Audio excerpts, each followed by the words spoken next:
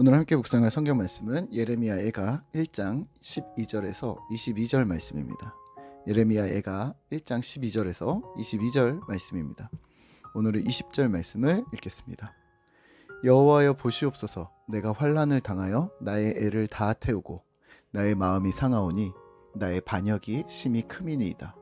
밖에서는 칼이 내 아들을 빼앗아가고 집 안에서는 죽음 같은 것이 있나이다. 아멘. 오늘 함께 묵상할 주제는 애를 태우고 마음이 상하고입니다. 이번 마지막 주 우리가 묵상하고 있는 예레미야 애가는 죄에 대한 심판과 슬픔입니다. 구약 전체의 역사를 볼 때 하나님께서 이스라엘을 향해 끊임없이 하셨던 말씀이 있습니다. 너희는 내 백성이 되고 나는 내 하나님이 되리라. 이 말씀에는 사실 조건이 항상 붙었습니다. 여호와의 율법을 지켜 행하면, 그러면 반대로 율법을 지켜 행하지 않으면 저주와 심판을 내리겠다고 하셨는데요. 신명기 28장에서 한참 전에 하셨던 말씀들이 실제로 현실이 되어버린 것을 우리가 볼 수 있습니다. 혹시 율법을 지키지 않고 언약을 어긴다는 것이 하나님에 대한 어떤 경배 행위나 종교적 의식이라고만 오해하실 수 있는데요. 성경을 꼼꼼히 읽어보시면 전혀 그렇지 않다는 것을 금세 발견하실 겁니다. 하나님의 말씀을 지키지 않은 것은 실제로도 죄였습니다. 십계명을 예로 든다면 하나님을 섬기는 것, 우상을 만들지 않는 것, 여호와의 이름을 거룩하게 하고 주를 경배하는 것이 하나님에 대한 신의를 표현하는 것이라면, 부모를 공경하거나 살인하는 것, 도적질하지 않는 것, 간음하지 않는 것, 속이거나 사기치지 않는 것, 작은 것이라도 거짓말하지 않는 것이 하나님께서 금하신 명령이면서 동시에 사회적으로도, 그러니까 오늘날 2024년에도 범법 행위나 윤리적으로 범죄 행위에 속하는 것들인 거죠. 그러니까 교회 안 다니면 지옥 가라는 말을 쓰시려고 한다면 거짓말하고 도둑질하고 미워하고 그러면 지옥 간다는 말도 함께 해야 하는 거죠. 이게 하나님의 율법, 언약이었습니다. 오늘 이스라엘은 하나님을 섬기지 않았을 뿐만 아니라 이런 도덕적, 윤리적인 범법도 스스로 자행하면서 괜찮다고 생각했습니다. 말라기 선지자가 계속해서 외쳤죠. 예배하고 기도하고 제사 드리고 제물 바치고 이런 것 말고 실제 삶에서 연약한 사람들을 위로하고 장사하면서 속이지 말고 이웃 간, 친구 간, 공동체 안에서 거짓말하지 말고 솔직하라고, 그게 하나님이 원하시는 참된 제사라고 말했습니다. 강팍한 이스라엘의 멸망은 어쩌면 필연이었을 수도 있습니다. 하지만 전쟁과 멸망, 패망, 그리고 한 나라의 무너짐은 악인에게든 선인에게든 고통과 슬픔이 되는 것은 같을 듯합니다. 예레미야 애가는 멸망한 이스라엘에 대한 탄식과 슬픔을 시라는 형식으로 표현하고 있습니다. 12절부터는 예루살렘이 지나가는 가상의 인물들에게 묻습니다. 우리는 심판을 받는데 너희들은 관계가 없는가?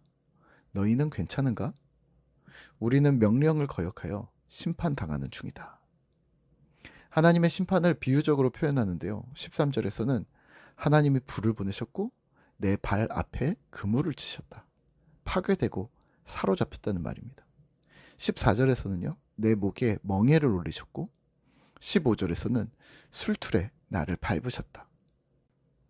벗어날 수 없는 역경을 내 인생에 얹히셨고 술틀에서 밟듯이 철저히 으깨버리셨다.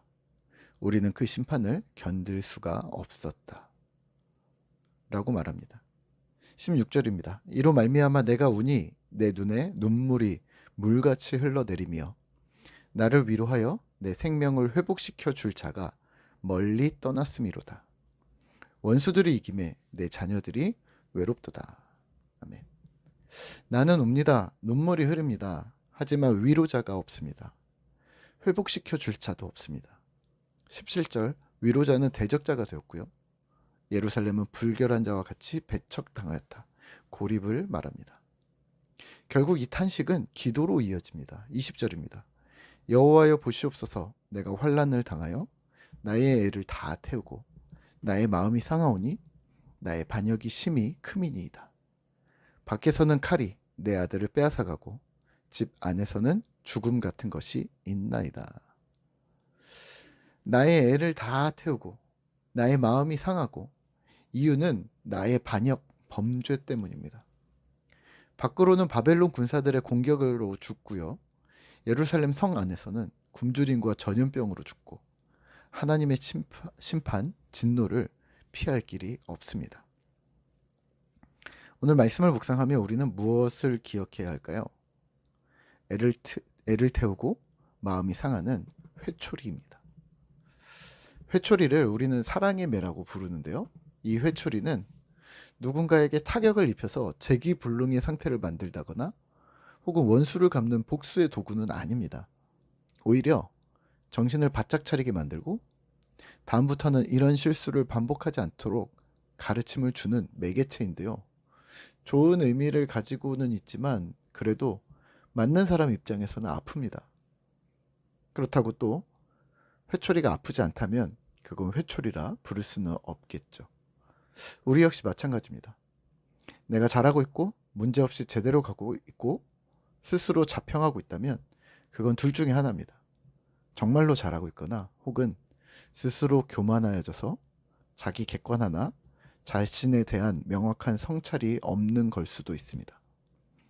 그러니까 스스로 잘하고 있다는 평가는 매일 주님 앞에 서서 회개와 탄식으로 명확한 자아 성찰이 담보되어야 그렇게 말할 수 있는 것이죠. 보통 우리는 큰 일을 당해야만 뒤를 돌아보게 됩니다. 누군가 아프다거나 예상치 못한 사고가 나거나 갑작스런 경제적 어려움이 찾아온다거나 당혹스러운 상황을 맞닥뜨릴 때 그 원인이 무엇인가 찾다가 나 자신을 발견하게 됩니다. 그리고 하나님께 되묻게 되는 거죠. 하나님이 저에게 왜 이러셨을까요? 사실은 조금 늦은 감이 없지 않습니다. 일이 일어난 다음에 되묻는 것이 아니라 어떤 사건 이전에 우리가 하나님께 있었어야 하지 않을까 싶은데요. 오늘 이스라엘의 패망과 그들의 역사는 사실 오늘을 살아가는 우리에게는 타선지석이 되고 있습니다. 하나님은 율법 앞에서는 어느 민족, 어느 나라, 어떤 상황과 상관없이 오히려 선택하신 민족이라 자처하는 자들의 주장과 상관없이 하나님은 말씀 앞에서 공평하신 분이심을 우리에게 보여주십니다. 기준은 명확합니다. 말씀을 따라 순종하는가, 순종하지 않는가. 말씀이 기준입니다. 한 주를 마무리하며 우리는 어떤 마음으로 한 주를 보내셨나요? 특별히 이번 한 주 옥중서신 10번 읽기를 하면서 패망한 이스라엘과 더불어 사도 바울은 환난과 핍박 중에서 어떻게 믿음을 지키고 사도로서, 신자로서 공동체와 사랑하는 사람들을 어떻게 돌보았는지 충분히 묵상하게 되었는데요. 바울처럼 힘을 내자, 또 이스라엘처럼 뒤늦은 후회는 하지 말자, 그렇게 다짐하면서 오늘 하루도 예수님 닮아 살아가기로 결심하는 신자 되시기를 기도합니다.